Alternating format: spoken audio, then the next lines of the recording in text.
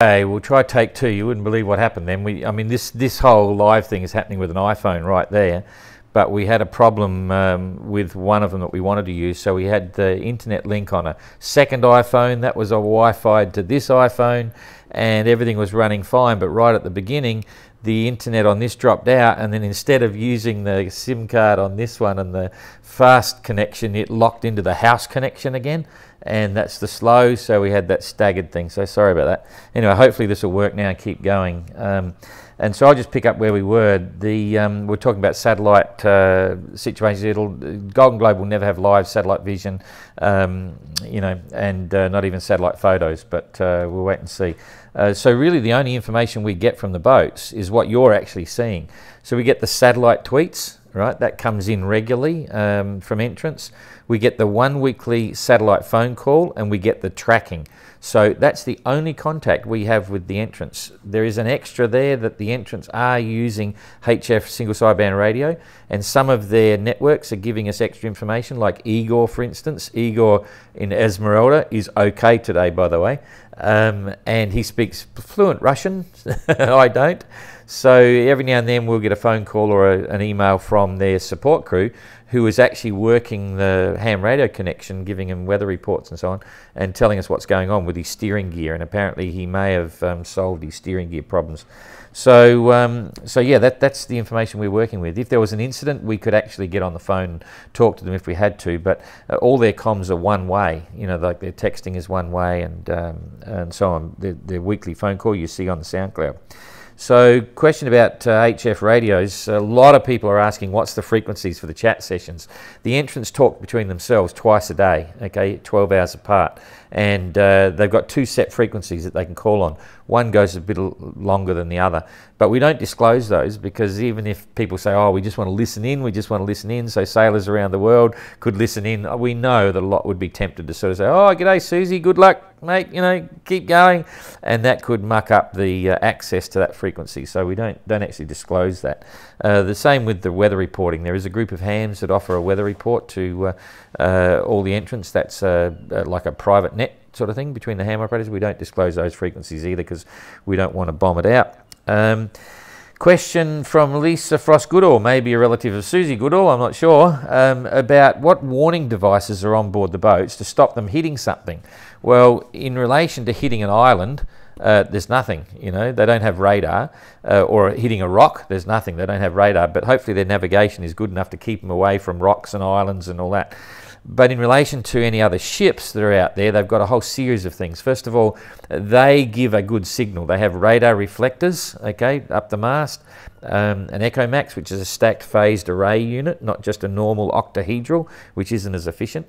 They have an active radar transponder, so if a radar from a ship hits it, it bounces back even stronger, makes the yacht look bigger.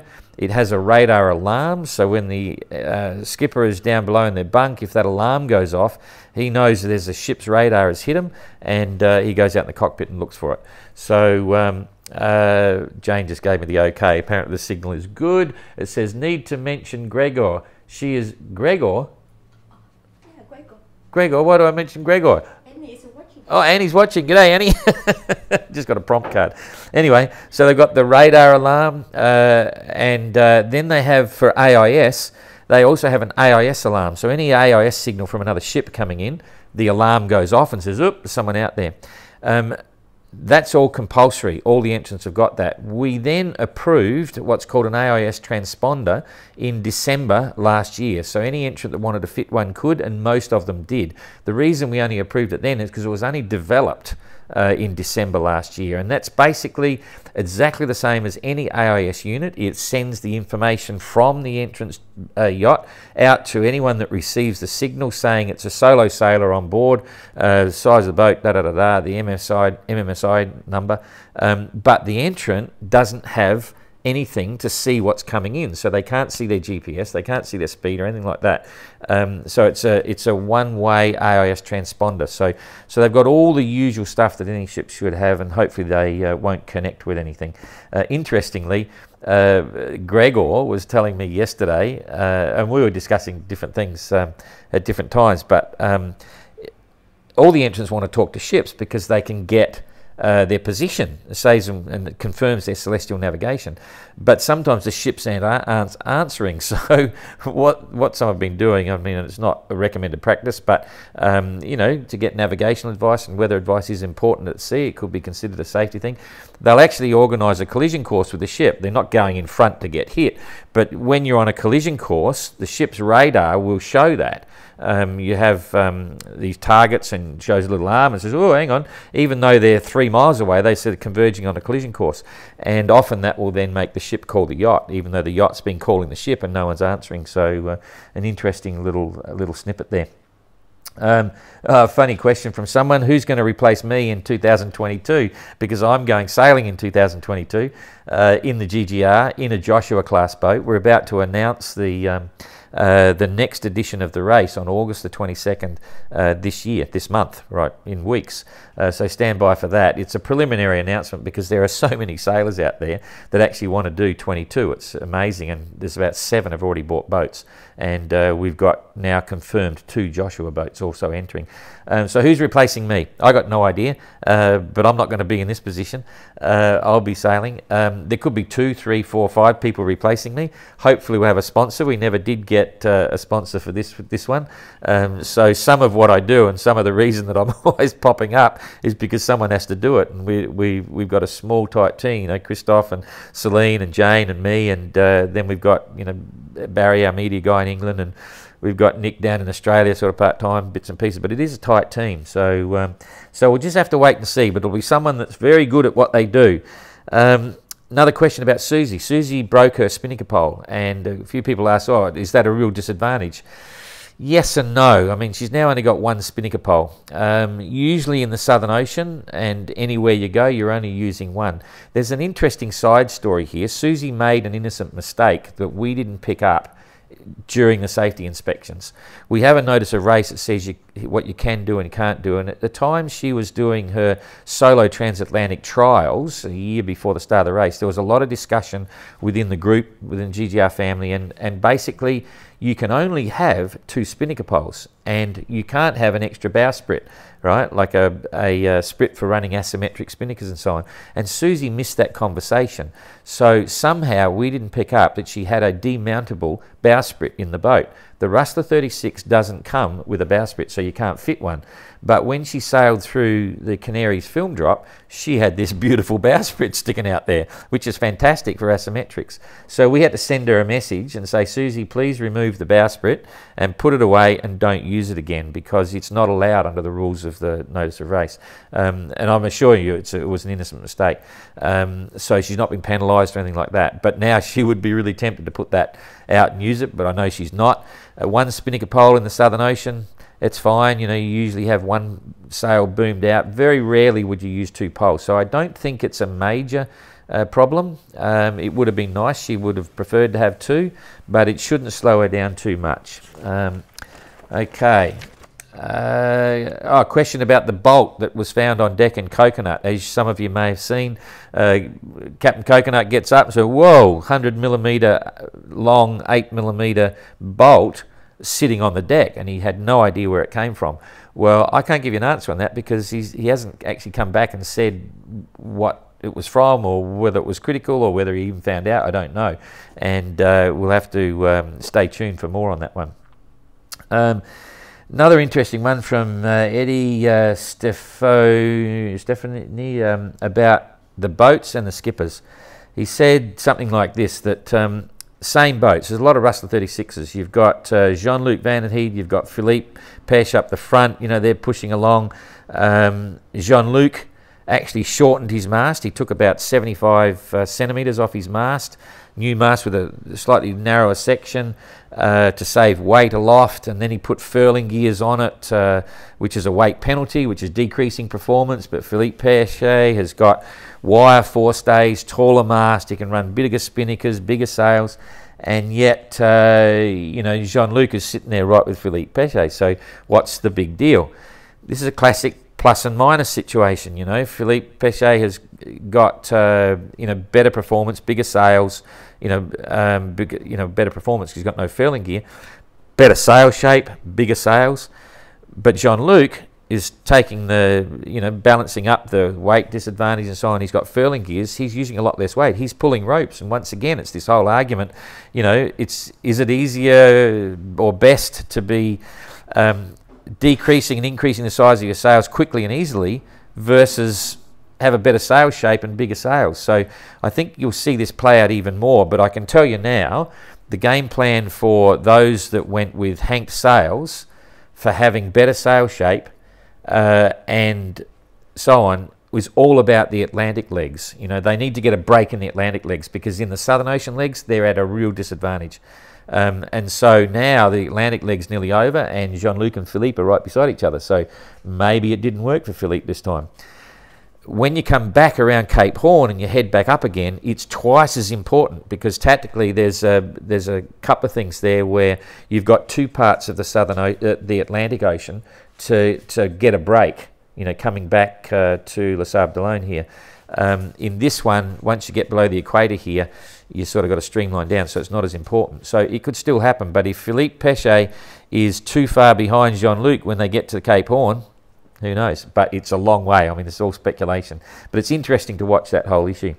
Tim Miller asked about water. I've explained that in part 1. Dave Marin, can these yachts be steered? This is a good one. Can the yachts be steered without a wind vane for any length of time? In other words, if their wind vanes fail, can they still steer the boat? Can the boat steer by itself? Now, I'll give you a quick demo here. I think you all know this boat. This is Sue Haley. Robin sailed this boat for halfway around the world without any form of self-steering gear. This was his wind vane, and it worked on a trim tab on the back of the boat. So this is like an auxiliary rudder. It's not a trim tab, it's actually a rudder, an auxiliary rudder steering system. So there were no lines connected to the boat. But forget that, because it all wiped out. This got smashed up and the rudder ended up falling off. The wind vane rudder fell off, and so he was left just with the ship's rudder. Now this is a sailboat, head sail, mizzen, main. You all know about sheeting in a sail. If you let the sheet go, the sail goes out and flogs and there's no pressure. As soon as you start to pull it in, the sail gets pressure. So you can actually steer a boat like this just by, if you want to apply pressure on the front of the boat here and push the boat away from the wind. Let's say the wind's coming from you to this boat. If I sheet in the head sails, it's pushing the bow away because it's putting pressure there, so the bow goes down. If I do the opposite and let the sheets off on the head sails, but sheet in on the mizzen sail, it's putting pressure on the back of the boat and pushing the back of the boat around, so the bow comes up, right? So this is where you come to the principles of balancing a boat. And once it's balanced and pick a direction and then just trim nicely, it'll hold that direction for quite some time. So yes, if you're really good and clever, and it's a pretty simple system, you can actually balance the sails on the boat and get it tracking in a straight line.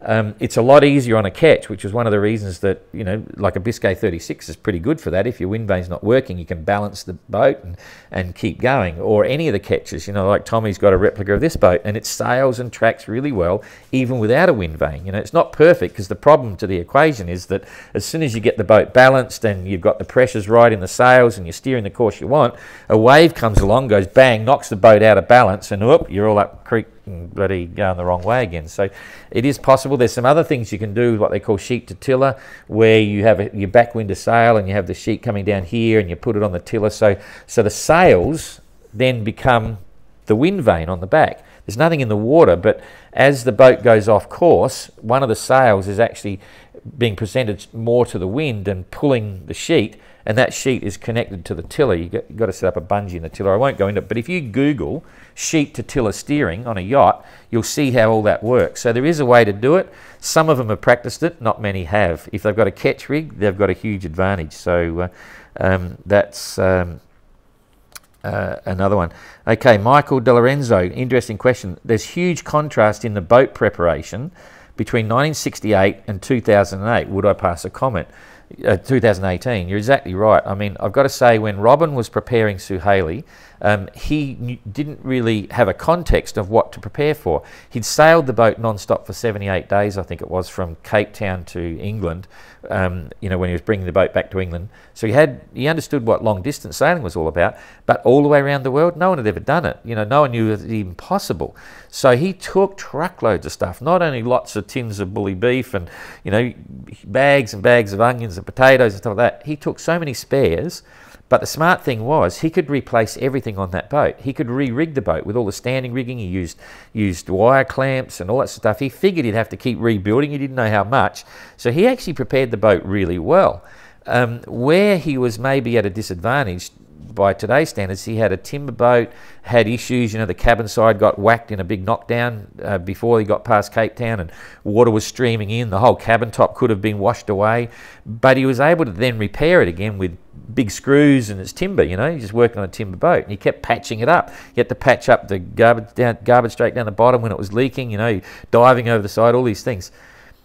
We've got fiberglass production boats, really big, solid, heavy hulls. So I'm not expecting, touch wood, to see any major issues with hull and deck structures and keels. I'm hoping that the rudders will be okay as well, because they've got very strong rudders on the trailing edge of the keel. But isn't it interesting now, with all the preparation that's going on, there's 2 boats that have had broken halyards already, and they're not even 30, 35 days out. They've got a long way to go yet. And breaking halyards, something wrong there, you know. So yes, Jean-Luc prepared his boat. I watched it happen, you know, over years, impeccably. You know, he'd go out, one session he went out for nearly 2 weeks, and I said, what's this one about? He says, it's all about chafe. You know, he was just sailing the boat to watch where there was chafe, and he would address any of those issues. So, so the clever ones are prepared really well. Some of them get caught up in this whole formula of time versus money. If you've got a lot of time, you can prepare the boat a lot cheaper. If you haven't got the time, you've got to spend a lot more money. And there's one third component. Sometimes it's maybe better to go with what you've got than not go at all. And I totally understand that situation. So sometimes the boats might not be perfect. They're certainly safe, and they're going to get a long way. And you have to decide, I'm going to do this thing. I've been struggling, and so they just go. And I think that's going to play out. You know, it's still playing out. We're not out of the Atlantic yet, but watch this space. I think, you know, there might be another reassessment by some entrants by the time they get under Cape Town. After that, they're committed. You get 300 miles to the west of Cape Town. You can't turn around. You've got to go to Australia. And so, you know, we'll see, you know, who knows who's going to finish, how many boats are going to finish, all that sort of stuff. I'm confident they're all safe and they are well prepared. But yeah, it's a real part of what the Golden Globe race is. Yes, we've done that. If planning, it's a question here. If planning the race again tomorrow, what would you do differently? Well, actually, I've been planning the race again in 2022 for a long time, and it's coming to a head now. We are actually revising the notice of race. There's virtually no changes on safety. The only change on safety is that AIS transponder that I talked about, that we approved in December, that will be mandatory next time because it's known technology now.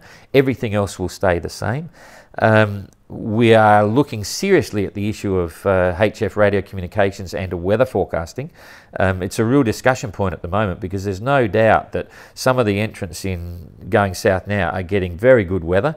It's all legal. We've set it up so that you can get any weather you want that's public information. The only thing you can't do is weather routing. Now, to define routing, weather routing is once you've got your weather report, if you had a software program in a computer, you would put that weather in the computer, and you would also have the performance data of your boat in the computer. It'll tell you how fast you go to windward, how fast you go on a reach, how fast you go downwind. You press a button and the computer will give you suggested tracks for the next week or more and tell you how long you're going to take to get there, and you can decide which track you want to go because the computer has pre-programmed a routing program for you, a route where you want to go to make the most of the changing weather for all those days ahead. That's banned, right? If I was to sit here with my mate and have a discussion on the weather looking at windy TY, and say, oh yeah, look, you've got all these easterlies out here, and you've got a narrow band trough coming through there, and da-da-da-da, and then call up Jean-Luc on the radio and say, hey, Jean-Luc, how's it going? Everything good? Yeah, the boat's okay? Yeah. Okay, here's your weather report, and I give him the official weather report, and then I say to him, hey, Jean-Luc, I've just noticed that you're going to have a big band of easterly winds, down around, sort of 20 to 35 degrees south and between longitude, da-da-da-da, and in 2 days' time, that's going to swing around to the south. But then on day 4, there will be a trough of no wind between 25 degrees south and 25 degrees east here, and all that sort of stuff. That's all legal. What's illegal is if I had have said to Jean-Luc and said, look, there's a band easterly here and there's this and that. So I'm suggesting that you now take your boat from where you are. You should go on a heading of southwest for the next 18 hours, and then go to a heading of south for the next 24 hours. And after you've done that, go west for at least the next day and a half, because then you'll mix up with this. Because I've told Jean-Luc where to go, that's weather routing, that's illegal. It's actually already happened, not to Jean-Luc, but it happened to Tapio. He was talking to his ham operators, and all of a sudden they started telling him where to go, and he had to tell us, whoa, stop, I don't want to know, that's weather routing, you can't tell me. So yes, there is a lot of honesty and trust that we give the entrants to self-manage and self-regulate how they do the rules. I have absolutely no question at all about the integrity of Jean-Luc and Philippe Peche and all the others that are getting good weather. They know the game. Even the people on the ham radio networks that are giving out the weather, they also know the game. Usually, in Tapio's case, it was a new group. They weren't briefed on what they were to do and not to do, but now they are. And the same with the Russians. They know the game. There's no... So I've got to say, there is any number of opportunities in the GGR for an entrant to cheat. If they wanted to slip in a little iPod with music on it, with a headphone, how are we ever going to know? We won't. But it's their challenge. It's their race. It's an incredibly personal sort of adventure that they're doing. Why would they want to cheat against themselves? So that's part of it. You come up with these rules, and it's part of what goes on. Now, having said all of that, because I've been asked a lot of questions, where do you draw the line between routing and weather forecasting? I've just tried to explain it the best I can. I'm certainly looking very closely now at what we will do for 2022. And I treat this whole race, the whole GGR, came from what I wanted to do in my own experience and be out sailing. I'm meant to be out with them now. Wouldn't it be fun? But anyway, I'm here. But I'm going to do it in 22, and I'm thinking, I don't know whether I want to go through all that, Back in the good old days when Sir Robin was there and Matessia and so on, Matessia didn't even have a radio. He got his... It was like that. Check it with the barometer, check it with his clock, all these sorts of things, and make his own decisions. And that's incredibly satisfying, and it's another challenge which is real. I now see a lot of effort being made by the entrants and by their ham radio networks and so on, trying to get the best weather they can onto the boats and make the best decisions and all that stuff. And it's okay, that's in the rules, so it's fine. But do I want to do that, or do I want to be a part of that in 2022? I don't know whether I do. I would rather go back to the good old standard weather forecast coming in, talk to a ship at sea anytime, and they can give me any information they want, but make my own decisions on board. It's very, very much, and I've spoken to a few of the entrants now, and some that are signing on for 2022, and some of them are starting to think the same thing.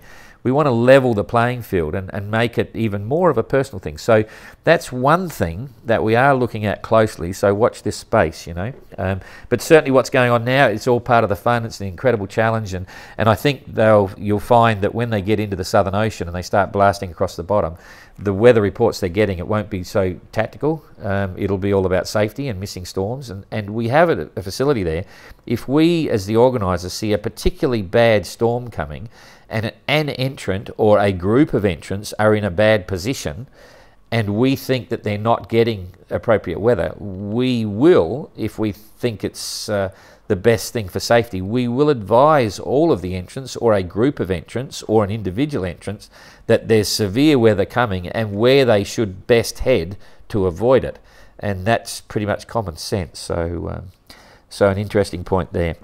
Okay.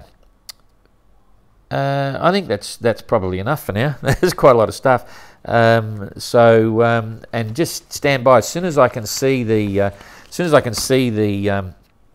the weather overlay coming back on the tracker. I'll do a rundown on the on where everyone's been going in the last week and possibly why they're going there, and give you a heads up on what's coming in 5 or 6 days. It doesn't look pretty. That's the only way I can describe it.